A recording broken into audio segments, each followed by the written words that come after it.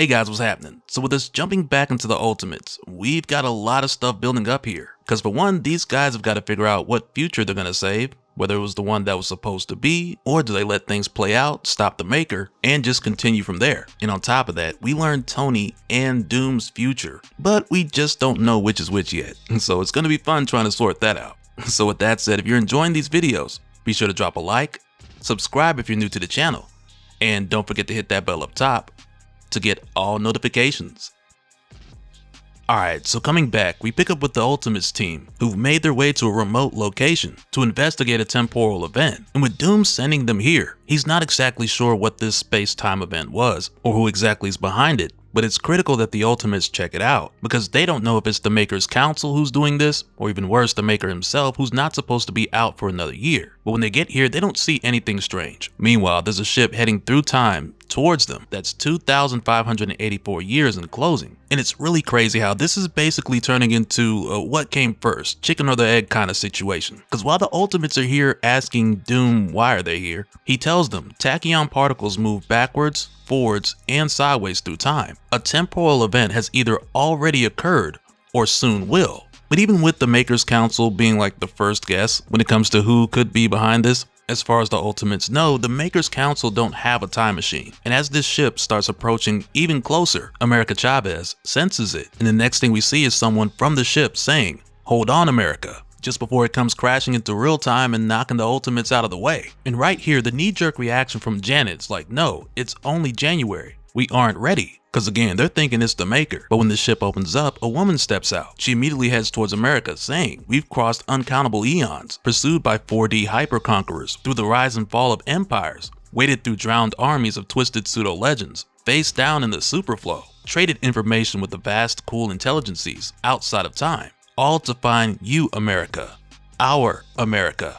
And right away, America Chavez is like, "Do I know you?" And it just has this woman like, "Know me?" So she goes on to tell America about the things they've accomplished, because she says, "Together we defeated the Ultron Dominion, splitting ourselves through the Infinity Prism to fight simultaneously in every moment of time and space. When the 24th Celestial Host returned and judged the Milky Way a failure, it was us who developed a new form of super diplomacy to convince them otherwise. And it was your idea to work together to generate enough cosmic energy to convert contraction into expansion, turning the negative zone into the positive zone, ushering in a new age of abundance, peace, and growth for that backward universe." And this just leads to us finding out that this woman is Captain Marvel, alongside of the Guardians of the Galaxy, and they're from the 61st century, where in the future, America Chavez was part of their team. So Captain America steps in here, because Captain Marvel is just over here grabbing America, so this causes Captain Marvel to more or less tell Captain America to back off. And as soon as that happens, everybody's fighting. And I just love how Doom is watching this and saying,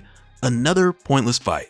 Who could have predicted?" Because when hero teams meet for the first time, somebody's gonna swing. But as soon as this pops off, Captain Marvel shields America, and she gives her a rundown of who the different members of the Guardians of the Galaxy are, to more or less refresh her memory. So to start out, she tells her about Star-Lord, Master of the Solar System, Lord of the 12 Houses, and the land beyond the sun. And it's here where we see him warping both Janet and Hank. And I gotta tell you, he's got their proportions looking wild. But much like Hank says here, these guys have powers that the Ultimates don't even have names for. And aside from this quick rundown of names, we see more examples of what these guys can do as this continues. But for right now, this is really just a quick run through on who's who. And the next member of the Guardians that she tells her about is Ultimate Nullifier. So essentially, this guy's the most dangerous weapon in the universe personified. Because just based off what we're told about him here, it sounds a lot like the actual Ultimate Nullifier, which can completely eliminate any target that the wielder chooses. But this only works if the wielder has a strong enough mind and resolve, because otherwise they would just end up nullifying themselves, along with whatever else may have crossed their mind at the last second. Like for example, in Quasar issues 39 and 40, in your original Infinity War crossover, when Thanos handed Quasar the Ultimate Nullifier to use on Magus, Captain America was like, "You don't have to use the thing, son. No one here will think lesser of you for it." And really, I just want you guys to keep in mind,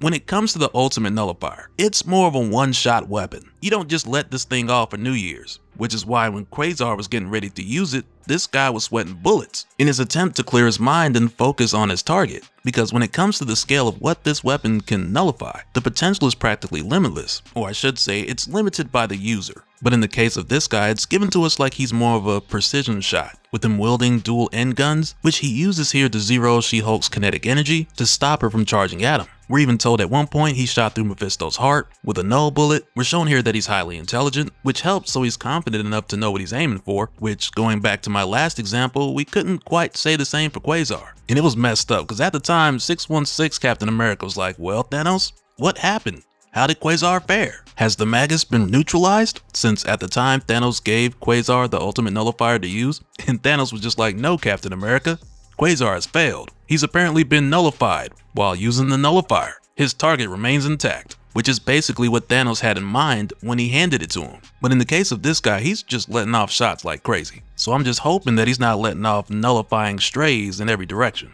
But again, in the here and now, it's just a really quick introduction that's set up to let us know that these guys are insanely powerful. To where from here, the next Guardian she introduces is Cosmo's Starstalker, who she describes as the ultimate good boy. And after that, she introduces herself as Captain Marvel, protector of the universe, wielder of the Omni-Bands. But America's not necessarily trying to hear this, because as it stands, the Guardians are attacking her friends. But to Captain Marvel, she's trying to tell America that the Guardians are her real friends. They're the people she's known a lot longer. But because America has lost her memories, for the most part, all she has to go by is what she remembers from the time she was saved by the Ultimates. So Captain Marvel tells Cosmo to go into America's mind and restore her memories, only for Cosmo to discover that the people who went in her mind were butchers using primitive instruments, as if they were performing surgery with a rusty saw. So he's not able to restore her memories, and he just says here that they've amputated her past. But America does not appreciate having her mind intruded, so she lets off a blast while telling Cosmo to get out of her head. But Cosmo just ends up telling them here, I apologize. We have more liberal ideas about psychic consent where we come from, especially between Guardians. It goes against my every principle to pry into minds uninvited, but you are practically screaming it.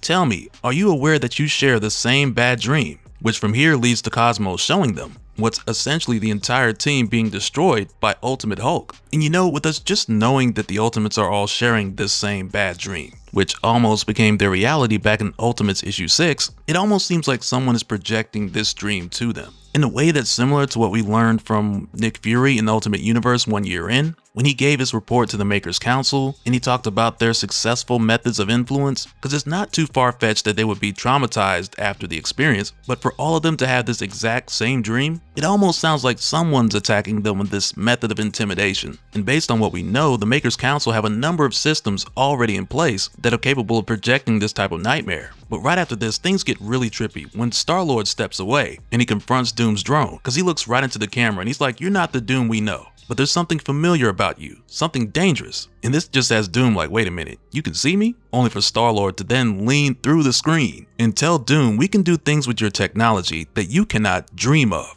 And I mean, when Star-Lord does this, he's got Doom leaning back like, okay, thank you for another nightmare. But Star-Lord goes on to say, always observing from behind your mask, you're looking for something, you will never find it. I have temporarily disabled your space station's communication surveillance, transportation, and weapons systems. Also, your primitive time machine. America belongs with us. Do not attempt to interfere. The man in the iron mask. The man in the iron lung. Now I remember. One of you will be responsible for untold suffering and the deaths of trillions, and the other could save everything. Now, which was which? And right there, we know he's referring to Doom as the man in the iron mask and to Tony Stark as the man in the iron lung. But now with this new bit of information, it's like we got a new mystery to figure out. Because between Tony and Doom, if one's going to be responsible for the deaths of trillions and the other one's going to be the person who's able to stop it, on one hand it's like, okay, which one is which? But at the same time, I'm pretty sure this falls in line with the reveal we have yet to see, which is the mystery of who's behind the mask of Kang the Conqueror. And I'll even say now, a year later, I'm still leaning towards it being Tony, because this Doom seems more like the type who would try to save everyone without the loss of lives. And I don't see that changing, while on the other hand with Tony, We've seen his methods of fixing the world switch up before, so I could see that happening again. But who knows, it's one of those things that could go either way. And that's just one of the things I like about this Ultimate Universe, because there's so many moving pieces to look forward to. And it's like there's always something exciting right around the corner. But yeah, let me know what you guys think down in the comments. Who do you think's gonna kill trillions, and who do you think can save everything? Because I'm curious to see what you guys think. But following this, when we head back over to Captain Marvel and America Chavez, it's here where Captain Marvel tells her, if they took your past, then I'll give you mine. So she shows America her memories. And the first thing we see is that these two were in a relationship. And this montage got a few things going through my mind. Because for one, I don't want any of my exes getting inside my head, trying to give me their memories as a replacement, because that's just gonna have me thinking that I've been wrong in every argument, or that I was the problem. But also with how this starts, with Captain Marvel showing America the love they shared, I can only imagine she's putting out some R&B music on top of it, like some Justin Bieber from way back. You know, the one where he be like, that hold on tight. That hold on tight. You know, the type of music you make memories with. Oh, and by the way, my album coming out soon. Click the link in the description, get your copy today. But after the music video intro, Captain Marvel goes on to tell America about the 61st century, as she goes on to say, try to remember a post-scarcity, post-imperialist paradise in progress. This is what we lost. 250,000 super guardians protecting over 400 million inhabited worlds. The apogee of an unbroken age of heroes going back 4,000 years. The Guardians of the Galaxy saved the universe on a monthly basis for millennia. Perhaps that's why we were so confident we could do so again. Captain Universe was the first to notice. It presented as sharp chest pain and crushing grief, radiating from the 21st century and down the right arm. Soon, temporal seismographs were giving off impossible readings,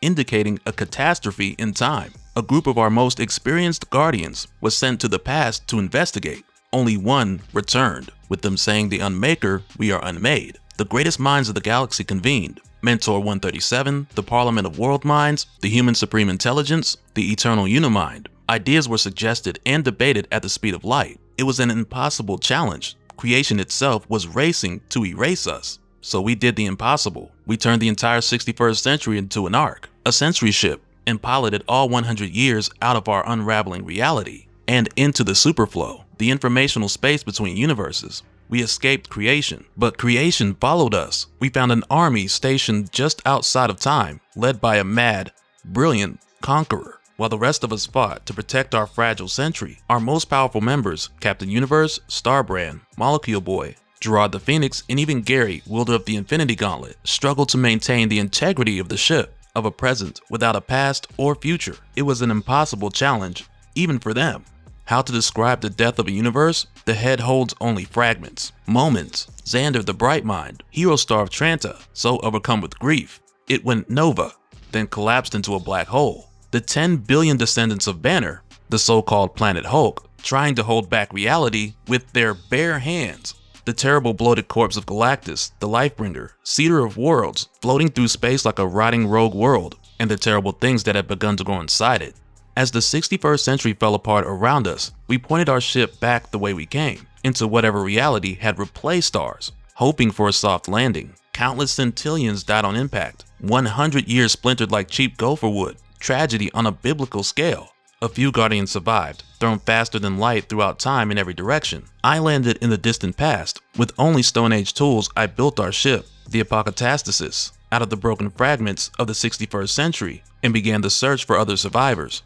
And that's the story of how the Guardians regrouped and made their way here. And so now, with everyone being caught up, because I assume Captain Marvel's memories were on speakerphone, the question is asked, like, why are they just now looking for America? So Star-Lord answers this question by telling them there's a 62-year span of hard time from 1963 to 2024, impenetrable even to us, the origin of the temporal anomaly that unmade our universe. And the crazy thing is, America Chavez, she was able to enter into that hard time because of her unique cosmic energy. So Captain Marvel tells her once they rescue everyone, they'll find a way to break the barrier and undo the Maker's work, so that way they can save their future. But again, to do this, they need America's help, because she's the only one who can break through. And at the same time, with this idea being proposed, it has Hank asking the question, like, if they fix the past from 1963, won't that erase our world the way it erased yours? So Star-Lord tells him there are ways around that. We have methods of time pruning and replanting.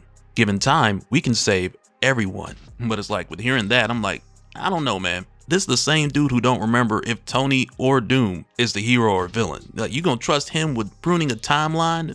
Nah, I don't know about that, Chief. So from here, Captain Marvel asks America, so what do you say? And America tells her no, because for America as it stands, she's not connected to that past. And now she believes in the Ultimates, in their plan to face the Maker in 10 months. And it just has Captain Marvel like, haven't you been listening? We know this world's future. We've been there, seen it with our own eyes. You lose, America.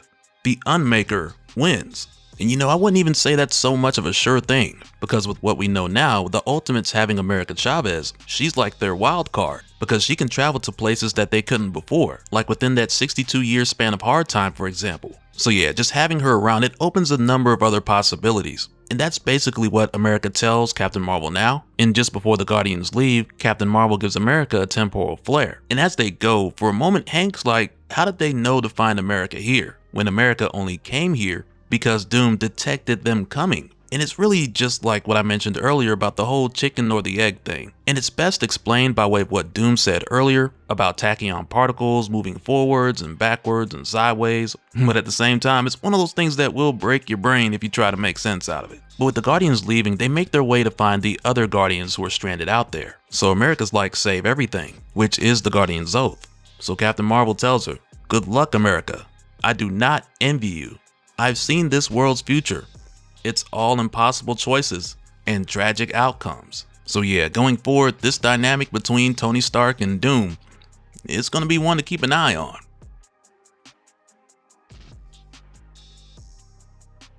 And so now real quick, I want to give a special shout out to all the patrons. Thank you guys for all of your support. And for anyone who's new here, who wants more information on how to support the channel, I got a link below where you can go to patreon.com/dopespill. But that'll do it for this one, guys. Let me know your thoughts down in the comments below, and we'll do it again on the next one. Alright, later.